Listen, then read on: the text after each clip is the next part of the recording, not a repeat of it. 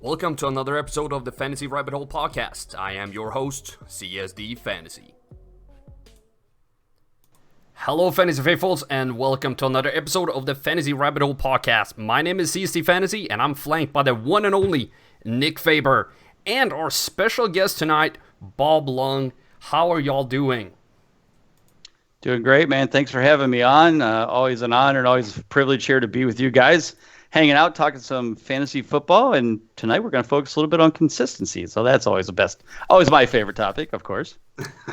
Super excited. Doing great over here as well. I'm geeked to have Bob on. I've been, following Bob here for a while on Twitter, and I have a bunch of questions. We were talking even before, and I still have more questions to ask him. I'm so excited to see, the nominations coming to you and everything. And for anyone who doesn't know, we'll go over that. But just happy to have you on and actually get a podcast done. We got to meet a year ago, officially, face-to-face. I guess not a year ago, but a half year ago. And that was awesome. And what a fun expo that was. We'll talk about that as well. Right, but sure. Happy to be here talking with Bob, Fantasy, Carl. Can't wait. Let's go. Yeah, I'm super excited. And for everybody who doesn't know, Bob just got nominated for third year in a row for, what is it, the best fantasy football publication, or is it best football publication? Now, it's Best Fantasy Football Publication. It's an award that's given out every year by the Fantasy Sports Writers of America. They do, obviously, a lot of awards. One of them is the publication, and that is a hard copy print book. And I've been nominated the last 3 years. I won it last year, which was definitely one of the highlights of my life, fantasy or reality, basically. But like I said, this year was honored to be nominated. But boy, did I have some I was definitely the underdog in this one. I was like the Cleveland Browns playing, well, just about anybody. I had to go against CBS Sports Magazine, Roto World, and Roto Wire's fantasy magazine. Roto World won, and all three of those magazines are top-notch fantasy magazines. Color on the shelves, high publication, high profile. Me, I do this all myself, and I'm proud. I'm the independent guy, but that's okay. Just like I said, honored to even be nominated with that group for the third year in a row. So good for Roto World. Congrats to them, Patrick Doherty and those guys. Good friend of mine comes to the King's Classic every year at the Hall of Fame. So like I said, I'm really honored to be the part of that, and we'll get them next year.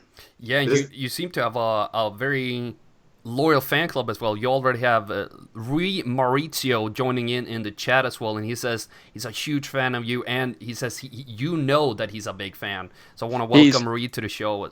Well, and he is from Brazil, and I have all of a sudden, due to him and a bunch of the guys in Brazil, they've adopted my consistency method, and they're writing their own articles, putting their own spin on it. They even created their own IDP consistency for me, and are now putting that out, and I'm going to try to cross-share them a lot with the IDP, because I've always wanted to do IDP consistency. They took the concept, and they put it out there, so, great for him and all the guys from Brazil that follow me.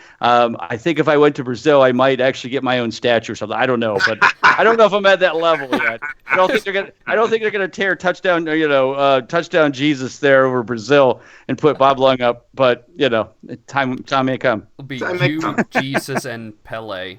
Yeah, exactly. In Brazil. Yeah, Pele. That'd be good. 4 minutes into the show, Bob's already compared himself to Jesus. I like it. This show's going to be a doozy. Let's get going on that one. I like that. Oh, my God. Brazil, though, that's phenomenal. Like, did it just, be via Twitter? Is that how the connection happened? A couple of guys were following me, and they asked if they could use any of my material. They were creating a website. They're really pushing fantasy football down in Brazil, NFL fantasy football. There's a lot of guys that follow me. Everything's in Spanish or whatever. It might even be Portuguese. And so, I have to hit translate tweet so I can see. All I see is Bob Lung, and there's a bunch of other words, and then I have to translate, and I read it, and they're like, blah, blah, blah. We're talking IDP consistency, and they're actually going through and breaking down the players and, the importance, and they've really picked it up well. And so God bless them. They've been doing a fantastic job.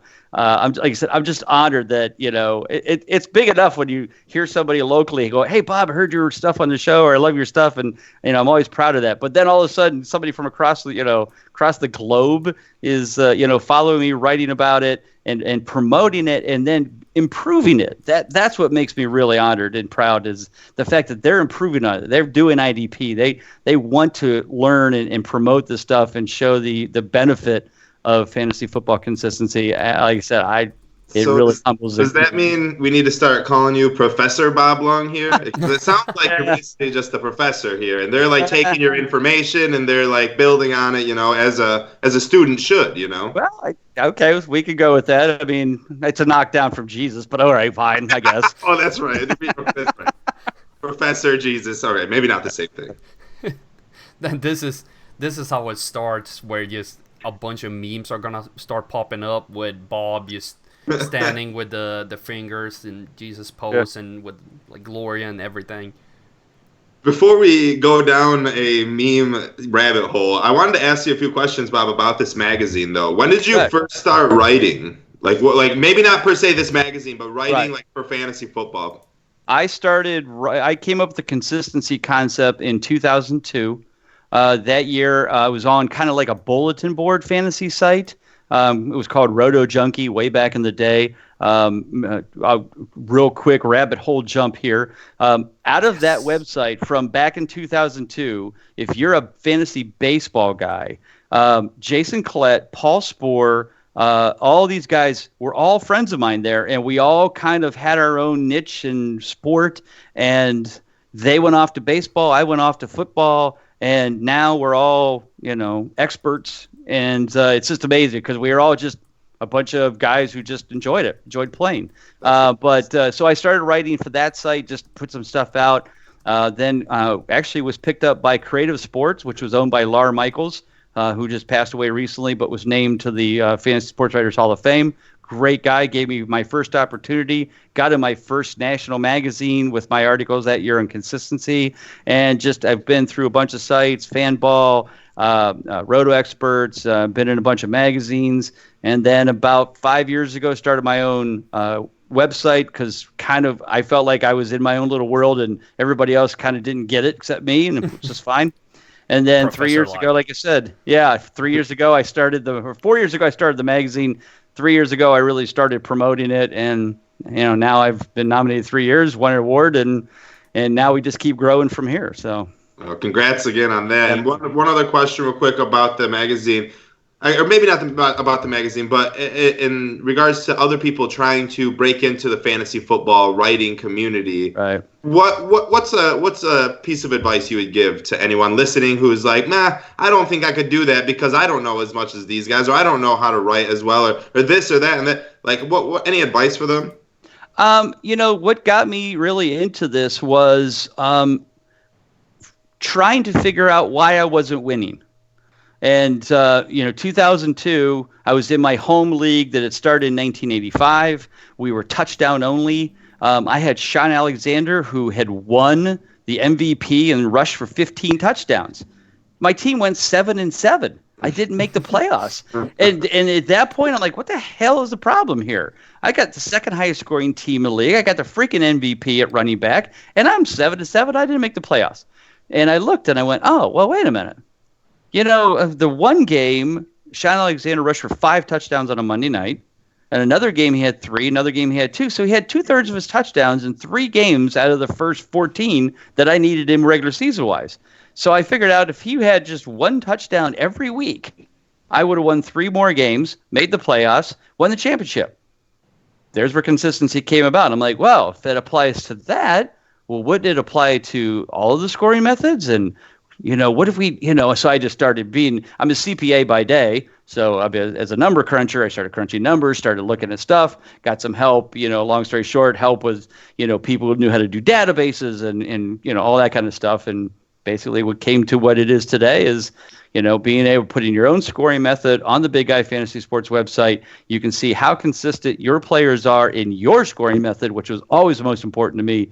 And then you can use that information for your draft or your start sits and all that kind of stuff. So So basically, what I got out of that, just to verify, you just have to lose and be bad at fantasy football Right, and to then figure it out. become an award-winning magazine writer. But the key is really I've been doing it you wrong. got to find a niche, and you got to be the Yeah. best at it. Yes. You can't just write about the same stuff as everybody else, or you're just never going to get anywhere. You're going to be that guy that people will hire, and you'll have you write for their site, and that's all great. But if you don't have something that you can build on, that you can go with and say, here's my theory, and this is why I think it's an important part of fantasy football. I've always said, this is not the end all. I don't use just this information to win my fantasy leagues. I use this as, I'm the French fries and the Happy Meal. I'm an add-on. There's the meat in the Big Mac, and that's your projections and your numbers and your the depth charts, and that's that. But the consistency is the fries. Let's add that to it. It's a little salty at times, but it gets you the information that you need to go, hey, I have to make a decision between these two guys when I'm drafting. Oh, look, that guy was 80% consistent. This guy was 60. I should go with that guy, and that's what that is all about. Is Big Mac your go-to for McDonald's meal? I actually do like Big Macs a lot. I love me a Big Mac, especially they got the 2 for $5, and I'll take yeah. That's my Carl. What's your favorite McDonald's thing? It has to be the double cheeseburger. That's why. Yeah, coming home from like a late soccer game, you just grab 2 double cheeseburgers on the way home in the car. Or 3 o'clock in the morning from a bar. Yes. Those are great. That's what you buy at 3 o'clock in the morning or after a soccer game. Because that's not as messy. You can't eat a Big Mac in the car while you're driving. That's a disaster. You absolutely have to be on your way home. Get it, and then hold off, smell it for a few minutes in the car, and then get home and demolish it. I figure the special sauce or something, or I don't know. It's delicious. It's and then real quick though, I know we're deep into this whole conversation. Keep going. I did want to ask a little bit about the Midwest Fantasy Football Expo. Yeah. Last year, inaugural year, right? Right, last year, inaugural year. This year, it's Sunday, August 16th, Canton, Ohio, home of the Pro Football Hall of Fame. But if you're sitting out there listening and you want to come to this, I'm going to give you a better deal. Come for the whole weekend. We are creating in Canton the Fantasy Football's greatest weekend. The week before that is regular football greatest weekend for Hall of Shame, Shriners, all that kind of fun. That's great. Good for them. But for the real fantasy football people, you want to come the weekend of August 15th and 16th, Canton, Ohio. You can go to MidwestFFExpo.com to buy your tickets. They're only $10 to get in. But here's the thing. On Saturday at the Pro Football Hall of Fame, I'm part of what they call the King's Classic Draft. It's the biggest national experts draft in the country. We're talking Brad Evans, Mike Clay, Bob Harris, Dave Richards from CBS Sports, Jeff Radcliffe from Pro Football Focus. You name it. If you can name a top guy in the country, they're going to be there. They're in the draft. It is live at the Hall of Fame. It is on Sirius XM radio for 6 straight hours, usually from like 10 a.m. to about 4. And you can come and watch it. All you got to do is buy admission to go to the Hall of Fame. So you can tour the Hall of Fame for a while, watch us draft for a while, go tour the Hall for a while. And then guess what? That night, we go to the local BW3s. We drink our asses off, eat like crazy. And then the next day, we have the Expo. And that'll be all day Sunday. It's literally at the Cultural Center. It's 2 miles from the Pro Football Hall of Fame. You've got your greatest fantasy football weekend you can have. If you want to bring the wife, she's into fantasy football, great. If not, leave her at home. This is a guy's weekend. No, I'm just kidding. Because there's lots of girls there. Because the Ball Blast girls are there. So if you're female and you play fantasy football, I'm just kidding. Come as well. It's a great time. So that's what it's all about. Like I said, Sunday, August 16th, the Expo. Saturday, August 15th is the King's Classic at the Hall of Fame. Come for the whole weekend. It's a great time. There's hotels that'll have special deals and all that, set all that for you too. So that's what it's all about. Definitely got to come to that. I agree. I can attest. I was there last year. I stayed at Airbnb with another expert that made it out there, and the Airbnb was the nicest Airbnb I have ever stayed at. They had 14 different boxes of cereal put out, chewy bars, like bananas, like what? It was the biggest breakfast spread, English muffin, bagels, cream cheese up the wazoo, like all of this stuff. And they were like, just stay there. I'm not even gonna stay at my house. My wife doesn't even do that for me. I told him, I said, don't write checks your ass can't cash because I can eat a lot. So good luck. I tried to eat everything they had out in front of me. I couldn't do it. But so that was awesome. So the hospitality was amazing in Canton. And then, yeah, B-Dubs, amazing. The Hall of Fame itself, amazing. King's Classic, extremely fun. And then the show, like the big part, the whole kit and caboodle. That was extremely fun. I'll try not to be as hungover this time for it as I was. Sure. It's hard. You take 2 in the morning, and then you're like, right, let's get back in the Adam at 9:00 but you got to power through, and that's that's what we do. So it was a lot of fun. I just want to make sure we went over that as well. Yep. Yeah, definitely hope I can make it out. But I want to bring it back a little bit to the consistency discussion that we started on before the Canton came up. I've been looking through your consistency report, and I have a couple of questions because I've been looking at some players. I look at my own. I have 2 versions of what I believe look at similar stuff, not probably as in depth, but I look at usability. How many games a play should have been started in, let's say, 10 or 12 team league, running 2 running backs. You have Chris Carson, for instance, ranked as your 12th running back on your rankings. I have him way, way, way higher up with as many games startable as Derrick Henry. Can you explain a little bit more why Derrick Henry would be much more consistent? Is it because he scores a lot more, or is it that something else that I'm missing? No, I mean, Derrick Henry certainly, obviously his was more yards. He doesn't catch as many passes. Chris Carson doesn't catch as many passes. But, this is the first year that Henry has been that high from a consistency standpoint. And let's be honest, it really all started when Ryan Tannehill became the starter. Yeah. Because early in the season, Henry was good, but not that second half good and playoff good. And so, going into next year, I think we're all going to be very high on him. He's also been one of those guys that kind of let you down in the past. So you're kind of a little bit leery, okay. But I think as long as Tannehill's there, they got a good coaching staff. Vrabel's done a great job. He is definitely a top 5 back. Would not be surprised if he goes in the top 6 overall in most drafts. That's where I've heard him already being brought up. And to be honest with you, it's hard to argue at this point. As long as that team stays intact, which I assume it does, they don't lose anybody off the offensive line, I don't see a problem with it. So, yeah, Derrick Henry, 80% consistent. Chris Carson, certainly did well, but, he was 67% consistent, 12th in total points. Henry was 5th in total points. So definitely the best year we've seen for Henry since he came to the league, and I can't see him slowing down too much in 2020. It's the same. I see Josh Jacobs all the way down at 21, and I have him as being startable in at least 10 games this year. What makes him less consistent when he still could have been started in a 12-team league on 10 occasions? I think if I'm not mistaken, he had a lot of games that he started but got hurt and didn't finish.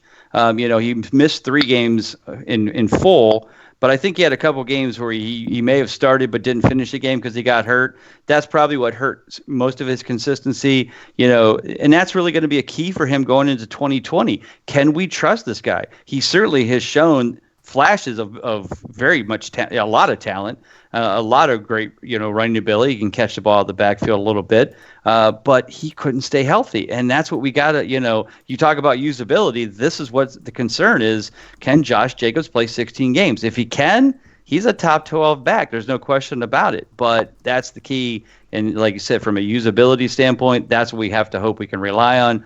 I'm not sold yet. I'll probably be a little bit leery if I can get him as my RB2 round 4, but he'll probably go before that. Yeah, he'll be going way before, surely, and mostly due to the fact that John Gruden will, in everyone's mind, that he's going to just pepper him with rushes all game long. But what that's going to do is play into your question, and the biggest question surrounding Josh Jacobs. Can he handle not only a 16-game season, but can he handle 20-plus carries along with 3 or 4 targets a game, along with pass blocking? There's a lot to go into playing the running back position on John Gruden's team. It all kind of depends on what's going to go on with the quarterback, but Josh Jacobs, that he is. It's a little nerve-wracking, but he is in the second year. So, some running backs really kind of take off on that second year, but some you'll see a decline.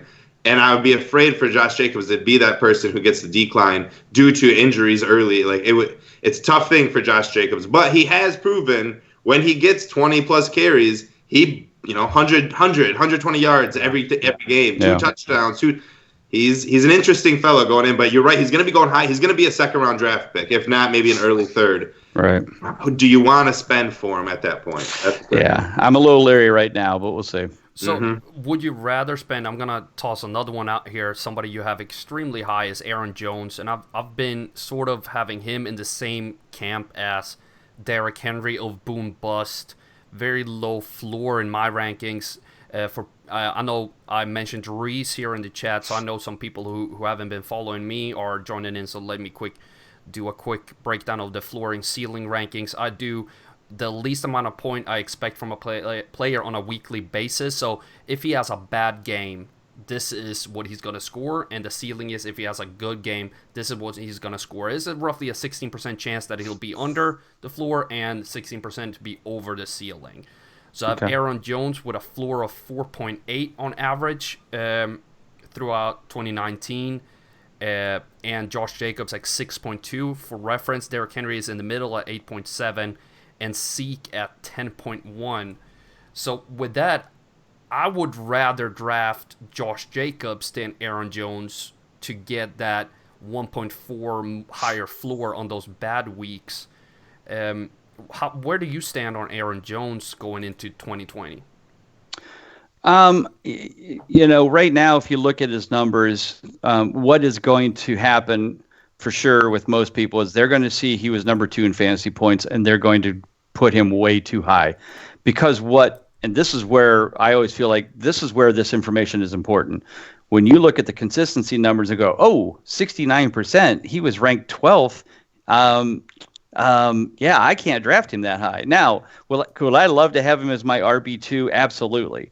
But am I going to, go all in and hope for another 19 touchdowns and to have to take this guy in the first round? I can't do it. I mean, I'm going to go and get a guy like Chubb or, Melvin Gordon, depending on where he's at, Austin Eckler. I mean, those guys have that consistency.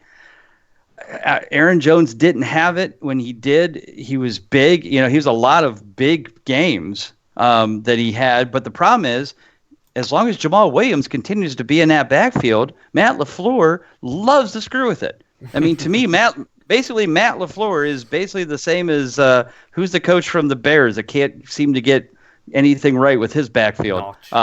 Nagy in English. Matt Nagy. It's like, you've got this great thing like, Singletary or Montgomery. Like Montgomery, Coleman. And you got a great guy like Aaron Jones, but they have to keep messy with it. And they have to keep, we'll let the next 3 series be Jamal Williams. We don't care that Aaron Jones just busted off 2 touchdowns and rushed for 60 yards on 2 drives.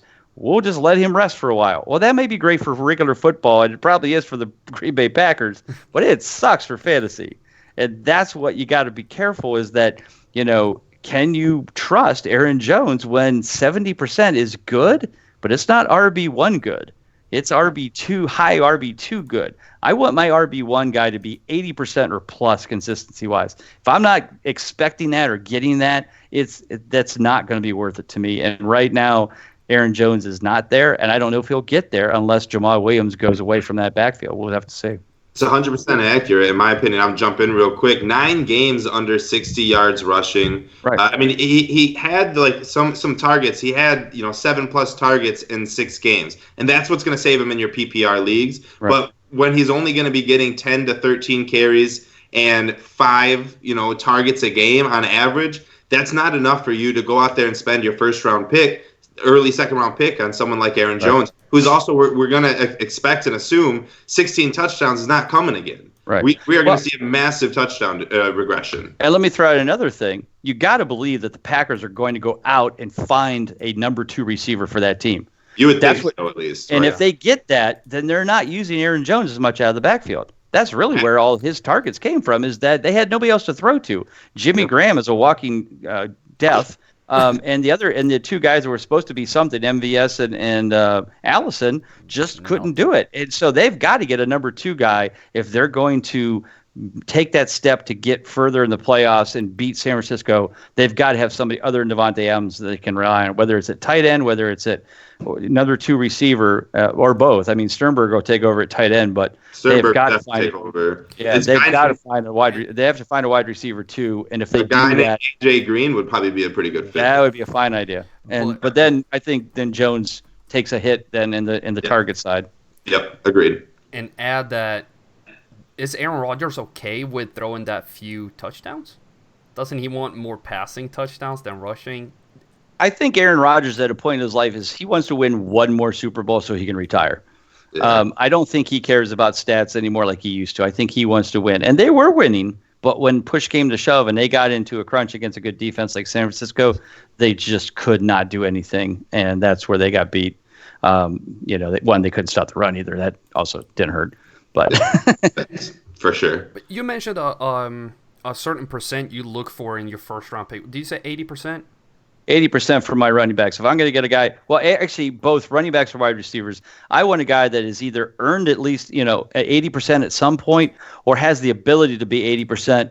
Like maybe they had a great second half, they went like 8 for 9, and they're up and coming. Sometimes I'll take some consideration there if they've got that, but I have to, in my mind, have a guy that is in that 80 percentile range, because if I'm not getting that out of I want it out of my first 2 guys at least, first 2 rounds. But if I can't, then I better be getting something, but usually that's when I'll just switch. I'll go wide receiver, find 80% if I can't find an 80% running back. But I've got to have that consistency, and that's where the whole consistency concept to me is that's what I need my first 5 to 7 guys to all be over 70%. That's my goal, that they have at least 70% consistency. They've either shown it or they have the ability to show it, and then I'll take more chances after that. But that core has to be there, in my opinion, for me to be successful. And you just answered my 2 next questions in that sentence, which is perfect. I was going to say,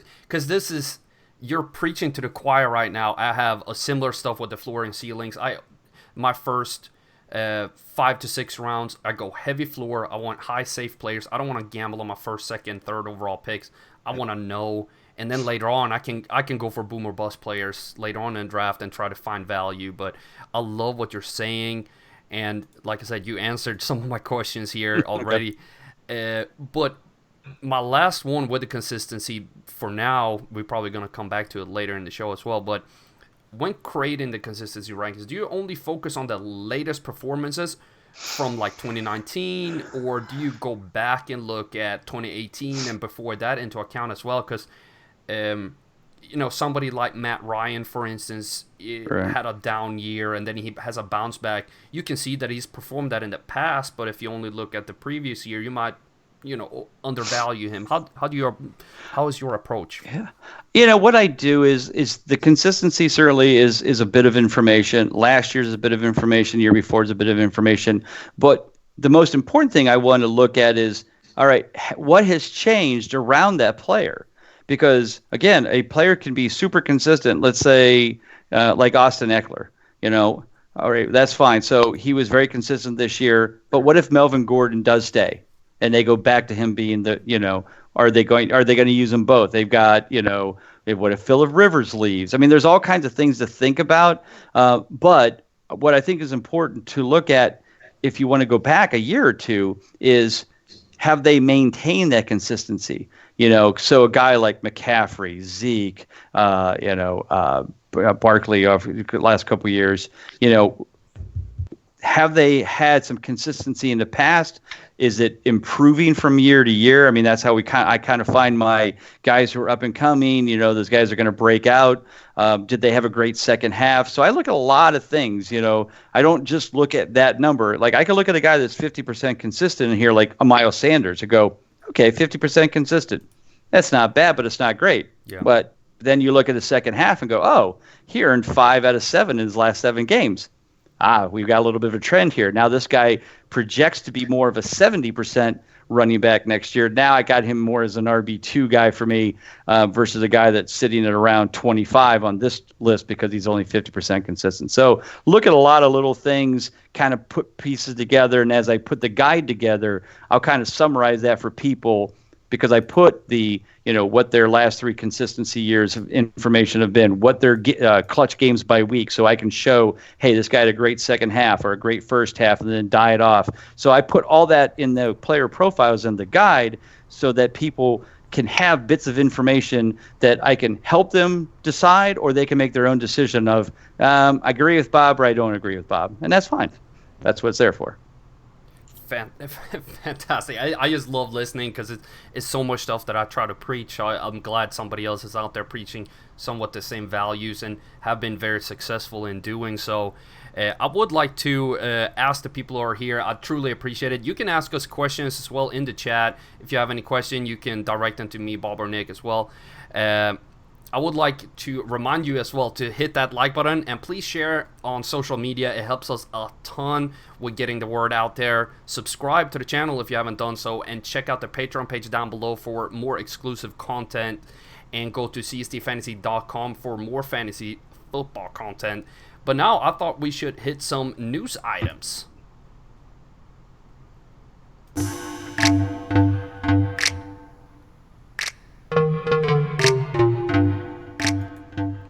So we have a couple of news items. If you haven't heard, I know this has not been in the news too much, but I feel like you might have noticed it, that the Kansas City Chiefs actually won the Super Bowl last weekend. What? It's like that happened.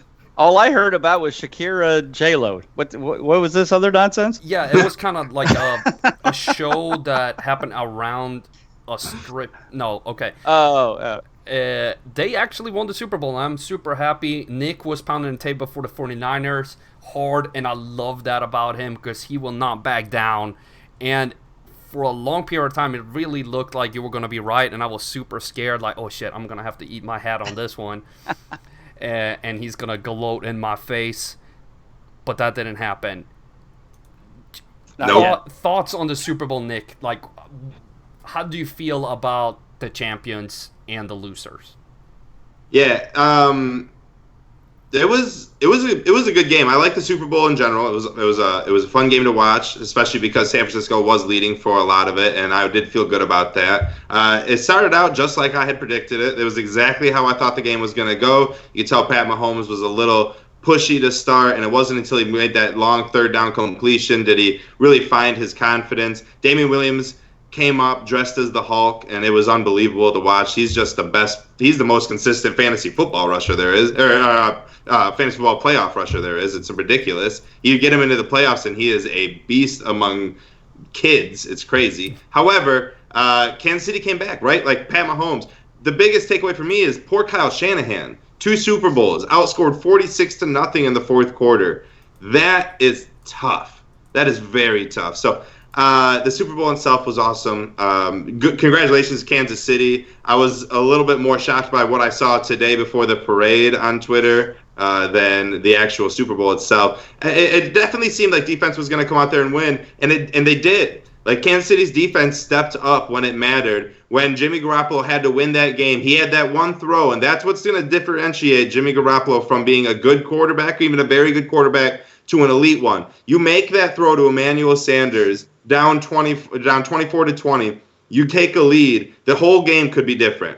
But instead, he overthrew him by 5 yards. And Emmanuel's one of the fastest guys there are. It's hard to outthrow him. So that was tough to see for Jimmy Garoppolo, but he's still young. He's got years to come. This is a great experience. The 49ers themselves are a year or two ahead of what they should be, so they're not going away anytime soon. They do have to figure out what they're going to do with Eric Armstead moving forward, but Kansas City is also not going anywhere anytime soon. I'm excited to see, the longevity of Pat Mahomes versus Lamar Jackson, and if that could be the modern-day Peyton Manning, Tom Brady. So that'll be fun to see. But it was a good Super Bowl. The commercials were good. I didn't mind the commercials so much, and the halftime show was dynamite. Smart Pack. Smart Pack. I love that one. Yeah, That was hilarious.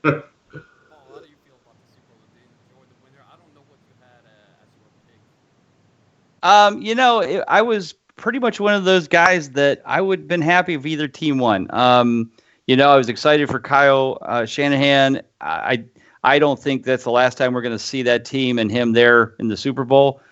It wouldn't even surprise me if we see a rematch next year. I think both these teams are young and talented, good coaching, good quality players, good organizations, and I think that these two are going to be like you said, the Patriots and Rams / whoever from the NFC, the Saints for the next few years. So I was pretty excited for both. I think the one thing I had heard that really I think hit me hard was Patrick Mahomes had one of his worst games I've seen him play, and he won a championship. I mean, he was missing easy passes, throwing behind players, underthrowing players, overthrowing players. I kept thinking, there's no way he's going to come back. This kid is rattled. And then all of a sudden, man, it just all kind of started coming together. And, good play calling, some questionable stuff, by Shanahan at the end of the first half. Would that have made a difference? You never know. But again, at best, he would have got maybe a field goal out of it. So I don't know if it would have been a huge difference. But, again, it came down to I didn't think the San Francisco defense could be beat. They just looked so strong through the NFC playoffs and looked so strong actually through about 3 quarters. And then I don't know if they got tired or they just Kansas City figured something out, but all of a sudden, they have so many weapons that I felt before the game that you can probably run with them for a long period of time, but eventually someone's getting open. And I felt like in the fourth quarter, they're like, oh, if I do this, I'll get open. And they just figure it out. And they just need to figure it out for 4 minutes. Their defense got hot there for a little bit. Because if San Francisco runs down the ball before it's not the Kelsey touchdown, the first Damian Williams touchdown. If they run the clock down, it might have ended differently. But I pounded the table quite hard that San Francisco needed to give the ball more to Kittle. I didn't care about this injury. You needed to involve him more in the game. And why didn't they? I'm still confused about that because he was getting open. They needed 4 guys to take him down at one point. Like, what? Why would you not throw the ball to your best player? And not even your best player. He most games he's the best player on the freaking field. Right. Maybe not. Yeah, I was surprised by that. I was also surprised by the starting of Tevin Coleman for a few series. Then they bring Mostert in. And I'm like, but they never went back to Tevin Coleman. My thought was, okay, if you're trying to do the fresh legs thing, that makes sense. But you never saw Coleman come on the field again. And I'm like, he was running very well early on, and I couldn't understand that scenario either. But again, we don't know. But yeah, most definitely. It was interesting. There was a lot of different things that could have been played different. I could tell you right now, if the Lions had been in the Super Bowl, the Lions didn't call the timeout right before halftime, tried to just run the ball out and get into halftime 10-10, and then surprise everyone with a long throw with 20 seconds to go out of nowhere. Right. The outrage here would be overpouring. It would be immense that we would be calling for Patricia's head had we done something like that. And I don't know if Kyle Shanahan gets the pass, but that's tough. In the Super Bowl, every point matters, and you can't be like that. I don't know. To me, that's showing you the lack of confidence you have in Jimmy Garoppolo, your starting quarterback, the guy you paid all this money to, the guy who has you in the Super Bowl. You have a lack of confidence to do what most NFL quarterbacks can do, and that is run a 2-minute drill to get at least in field goal like range. And I don't know if he didn't want to embarrass Jimmy Garoppolo or what the reasoning was behind that. And obviously, like you're right, we'll never know. But my God, the throw to Kittle was beautiful though. George Kittle, the throw to him was beautiful. The one at the end of the half, yeah, and it was. I'm sorry, Milo fan. It was Melo. He pushed off twice. Stretched arm. If it's an extended arm, they're gonna call that every time. I'm sorry. I hate to be the bad news, but Melo can take it. He's one of our regulars. Okay. Except for when Kyle Rudolph does it, though, they're not gonna call that. Yeah, he called that out here too. That was bullshit, though. That should have been called. It just needs to be consistent, Bob, right? Exactly. If referees could be consistent, we'd be a lot better off. Damn it. Bob needs to be Roger Goodell or Bob Long. I'm going to go with Bob Long on this. You thought you were going to catch fire in a bottle with this fantasy football thing. No, it's going to end up you're working for the NFL to have consistency ratings of referees. I've asked him, trust me, it hasn't worked yet. Guys, let me tell you how I can help out the NFL and all this officiating nonsense. Hire me. I like it, Bob. That's good. That would be fantastic. We do have a question coming in that I wanted to hit on before we touch the next topic, though. And it's from Maurizio. Sorry for butchering their name. How volume gap affects consistency? Would Darren Waller be as good as he was if Antonio Brown had not left the Raiders? So how does volume affect consistency? I mean, there's certainly always those kind of questions, but my thought would be on this. If Antonio Brown, let's say he wasn't a nutcase and he played even semi-decent like he used to, they still really, Tyrell Williams is not a wide receiver 2 for that team. He's a stretch guy.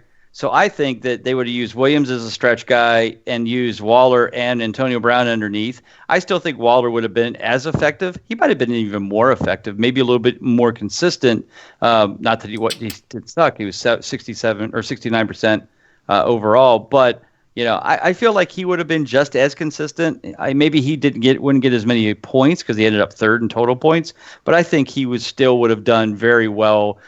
He's definitely a very good pick next year at tight end. He'll probably be one of my guys I'll be recommending because he won't be in that second, third round like Ertz and Kittle and Kelsey are going to be. He'll be more 5th, 6th round with guys like Ingram and Waller, Henry, Andrews, Cook, those kind of guys. I'd much rather wait to about round 6 or 7 to get my good, consistent tight end if you can find one. There's not many of them.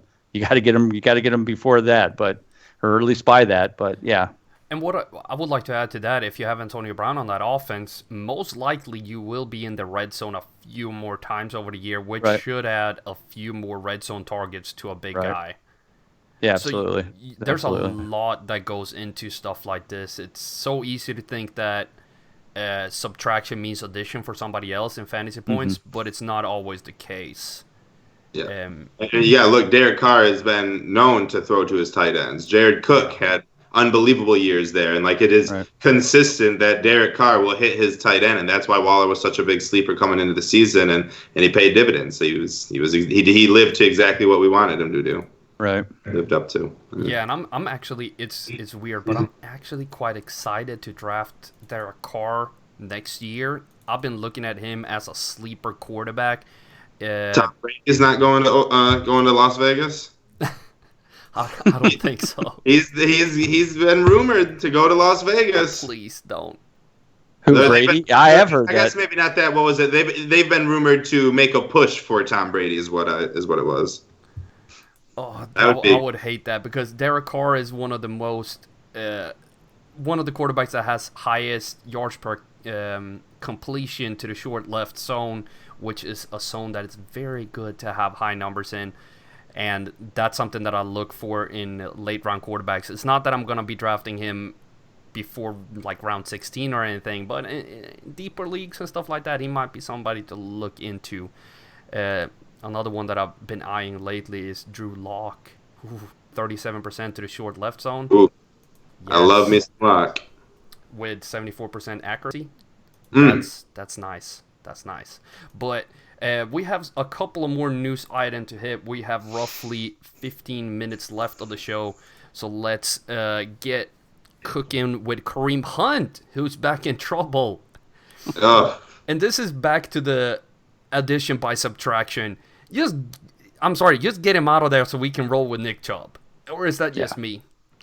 Bob, how do you feel? No, as a Cleveland Brown fan, let me be the first to say, get rid.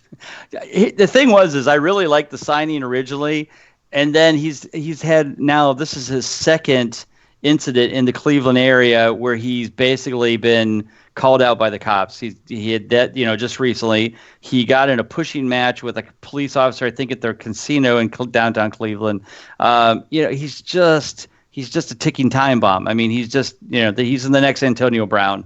I hope they can trade him off. My opinion is trade him back to Kansas City, but they probably won't. But send him somewhere. I don't care. Send him to Tampa Bay. Send him somewhere. Get some draft picks. Get at least something for him. He's definitely a quality football player. He proved that at the end of the year, very consistent in a PPR format at the second half of the season when he was there. But just such a nightmare waiting to happen. The sooner we can get rid of him, let's get rid of him. So he's a restricted free agent this year, right? I think so. I'm pretty sure, right? So Wouldn't he he might be- not be on the team, but I don't. Anyone's gonna actually put anything in for him. Like Probably not. Wouldn't he be super nice on the Falcons? Falcons. Like Devontae's not looking like Devontae anymore. True. Yeah, that might not be a bad idea. Add a I could run see that. game to that offense. Tampa Bay would always be a fun spot for him to go to, and Bruce Arians. That could be a good No, I fit. want Tampa Bay to get David Johnson so that my Kenyon Drake and my dynasty leagues can all be started out. Watch out for Chase. Watch out for Chase. Kenyon proved why he should be the main guy. But Chase actually looked pretty good when he was running. He did look good. David But I mean, Johnson it seemed Tampa like would be fantastic. everyone for Arizona looks good when they run the ball, except for David Johnson recently. Right. Don't he didn't look too bad in some of the games now. Early on, he didn't. No. Yeah, like give him David Johnson? some respect here. Come on. Yeah, no, he was fine early on. But like Yeah. I said, with Arians down in Tampa, they need a running back really bad. Send David Johnson down there and get a draft pick, man. David Johnson's 28 years old, heading to be 29. Like I'm sorry, boys, but He's it's 28 going on 40. He's 28 going. That's exactly He right. has one more year. What a Like fortune. look at the when he had more than 10 attempts, he had over 10 fantasy points in standard scoring every time this year. Yeah. That's not half bad, I would say. No, it's not bad. It's not And bad. not bad. 3 times of those were in PPR were over 20 points. Yeah, but he never was like the top scorer. And a lot of those weeks he was doing that, he finished as like a top 8 running back because there were so many running backs like doing better than him. He was never that guy who was going to win you a bunch of games. He was just a good running back too. But unfortunately, we drafted him as a running back 1. You know, I spent a lot of money on him. You had to draft him in the probably top 6 or 7 picks of your draft. But you're Oh, not going to right, have right. to do that in Either. 2020. No, right. You're going to be severely underpaying for the quality player if he still stays healthy. And when you do that, even then, if you draft David Johnson in 4th or something like that, you can go with, I don't know, I think Philip Lindsay's going to lose a lot of draft value as well. And I think he's somebody that you can toss in. You can even toss in Darius Geis or somebody like that and just hope. Because you're like, oh, if David Johnson, he might be fine for 7 games and then, starting somebody else later on. But let's go down the rabbit hole of these running backs because you mentioned David Johnson. We have David Johnson, Kareem Hunt, Melvin Gordon. Am I missing somebody that is right there for like a new team? Oh, that's going to be interesting. He's not going to stay with the Chargers, so. What about San Francisco? Is one of those guys need to go? Are there any of those guys a contract up? Will Tevin Coleman go, or I think Coleman. I thought it'll keep most. Coleman has years left. Okay, so maybe Breida goes then. Yeah, let me check that. I thought I heard one of them was going to go, and I thought it was Breida was the unrestricted free agent that could go anywhere. Yeah, thought so too. That means give me all the Mostert shares. Yeah, Tevin has at least. Because Tevin will one never more stay year. healthy enough. Tevin will never stay healthy enough. Don't even bother. Like Made of glass. it's 100% correct. Yeah, There's no reason. Breida is the one. Where would he fit? I mean, he's a good third down back, depending on where he plays. But again, he can't stay healthy either. Right. Games that he missed this year. So, I mean, that's going to be the thing. Somebody will sign him as a third down back. I don't know where. New England probably. Now they got James White. James White. His contract's not up this year. The Giants. The Giants. Just as a backup. They're not getting. Maybe as a back. Yeah, Maybe. Cheap maybe with backup Park. option. Yeah, he could be a cheap backup option. That would be a decent idea. Because when Barkley went down, who in the heck do they have? I don't remember his name, but he wasn't very good. Gallman. Wayne Gallman, baby. Yeah, he was good for one game. Yeah. I butchered that. You've got James Conner and Jalen Samuels. What goes on there? I don't know. I just went and grabbed James Conner in a dynasty league, honestly. Still young. I think this year for Pittsburgh is going to be a lot different if Big Ben stays healthy this upcoming year. And I think we're going to see the James Conner that we all predicted last year, but didn't get to see because he was just given such a bad rep trying to run the ball with these shitty-ass quarterbacks and then getting injured due to Mike Tomlin just trying to run it with him all the time. I just think it wasn't his year that we're going to see moving forward. I think they still have faith in James Conner. You'll start to see the Benny Snells and the Jalen Samuels get a few touches just as they did this year, but I don't think that's going to take away from Conner. And I think with Big Ben being healthy, Juju being healthy, that whole team is just going to look a lot different. We saw they can win without Big Ben. They damn near made a playoff run. With Big Ben back one more year, he's going to try to go out like Jerome Bettis, basically. He's going to try to bring that full circle for his career. And I think that we were going to have to see a good Pittsburgh year. So I actually just bought in on James Conner this year. So I actually don't mind him going into next year, which is a huge knock on wood because he could be god-awful. I don't know. You don't know what's going to be going on. Don't know. All right. But what other spots are there? There's Tampa needs a running back, I would say. Tampa does, sir. Yeah. I'm fine with Austin Eckler being the lead back for Chargers. I don't think they need somebody. The question then is, where does Gordon go? You got Miami. Houston would be interesting in upgrade on Carlos Hyde. Actually, Miami might not be bad, especially if Phillip Rivers ends up going there.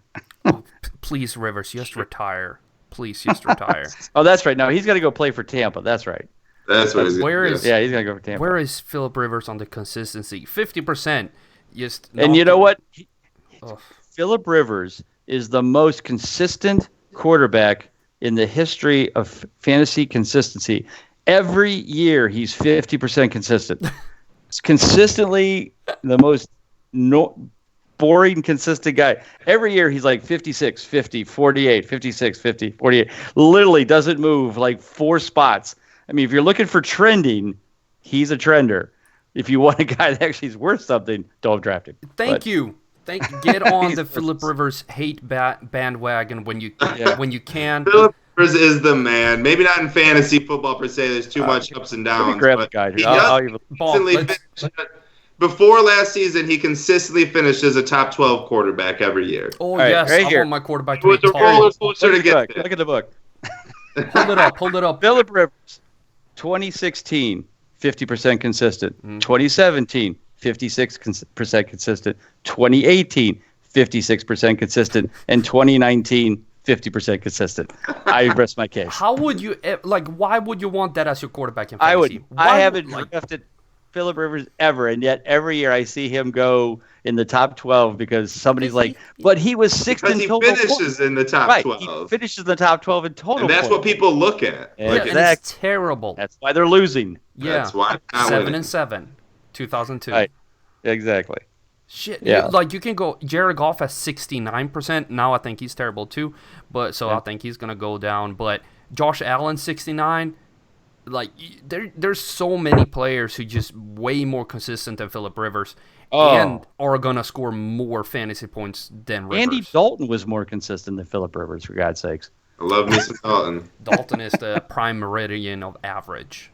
Yeah. He's gonna go behind Mitchell Trubisky and then win that job by week 3. Mark my words. Who is? Andy Dalton's going to go to Chicago? Yeah. Yep. That's all. Yep. You're getting rid of Chase. They're going to go sign Andy at a cheap price, and they're going to be in competition, and Trubisky will lose that job just as Mariota did. Yeah, I can't tell you how happy I was when they moved up and didn't let the Browns draft him. Because I thought Browns were all about drafting Trubisky that year. And they jumped ahead of him. I was like, oh, thank God. Then I'm like, good, we can get Mahomes. No. Or no, I'm sorry, it was Watson. They traded the pick away. They took Watson. I'm like, I didn't like. But. Was that when the, what's his name? Who was only into statistics. And you shouldn't draft a first-round quarterback. What's his name? I can even picture him too. Yeah, I hear a sound drop in my head from another podcast when they have a sound drop of his name. Yeah, it was Anyways, is Baker Yes. Mayfield better than Mitchell Trubisky? Yes. In consistency information, yes, 50% versus Trubisky's 47. It wasn't. It was closer than it should have been. It's way closer than it should have been. What if you add 2018 into that? Well, yeah, Mayfield was definitely more consistent than Trubisky that year. So overall, Mayfield's ahead. But still, Mayfield, after that second half of 2018, should have had a much better season last year. The question is did we get a coach that's going to make any difference, or did we just draft Freddie Kitchens 2.0? I don't know. That's what we got to figure out. I'm not happy about it. I'm thinking about switching to the Bengals and start cheering for them, and then get a Joe Burrow's jersey to wear. Are you 100% sure that it's going to be Joe Burrow number 1 overall? I don't see why it wouldn't be. It will be. He's from Ohio. He literally went to high school about 2 hours away from Cincinnati in Athens, Ohio, where Ohio University is. His girlfriend, who he's been dating for years, lives and has a job in Cincinnati. Yeah, he's going there. I really hope so.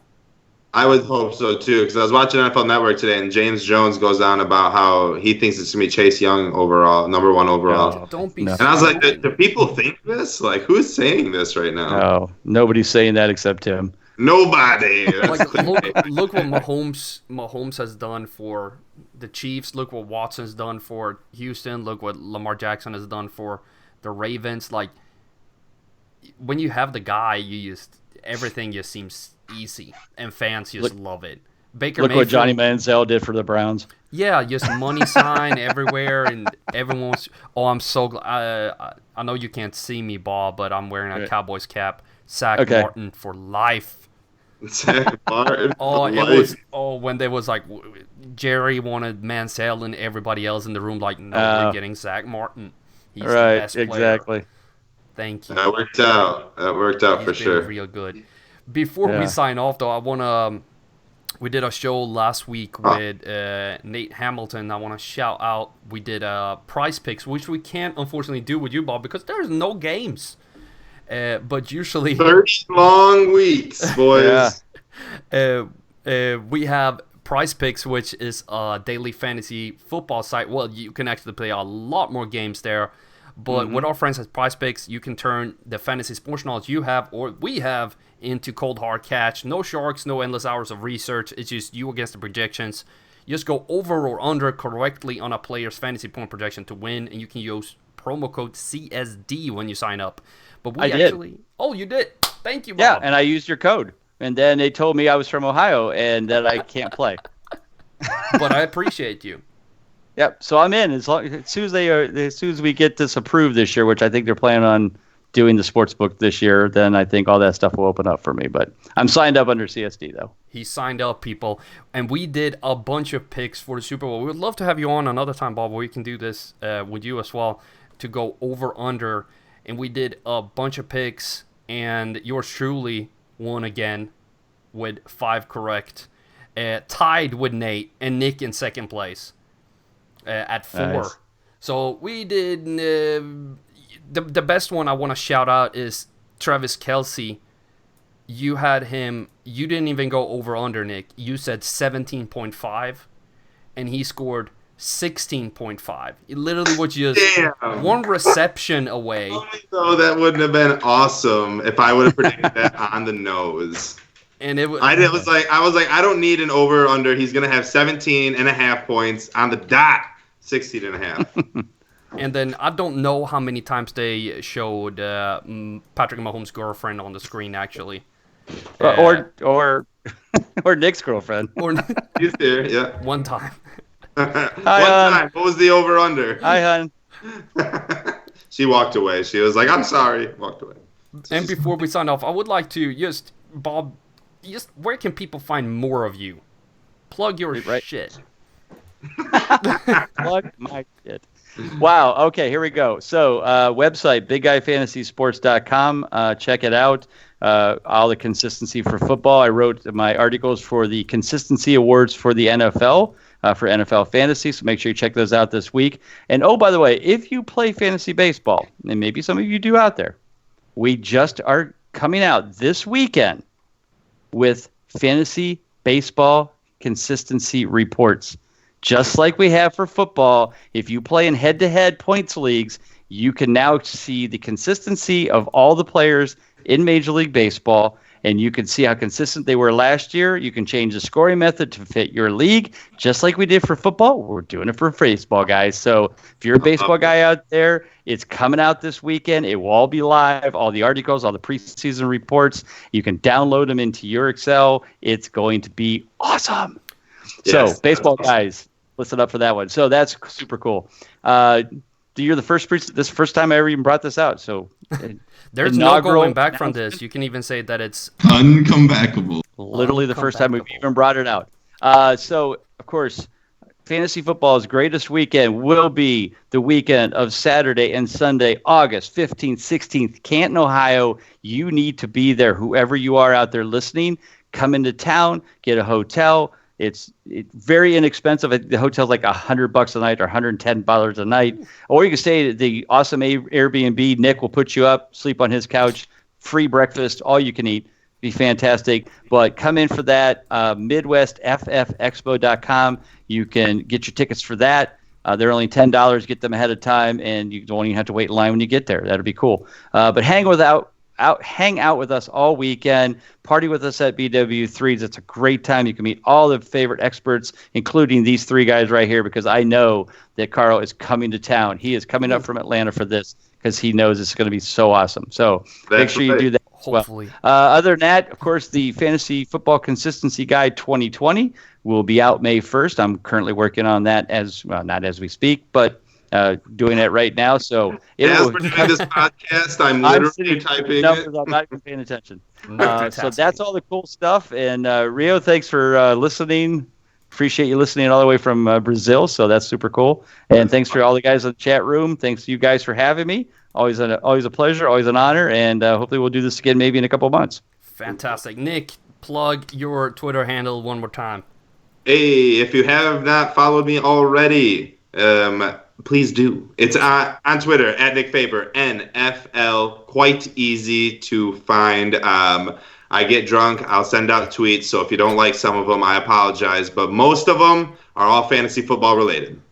Fantastic. And you can find me at CSD Fantasy on Twitter, Instagram, and Facebook. Check out the YouTube channel if you haven't done so. This week, I'm going deep into nickel and dime defenses.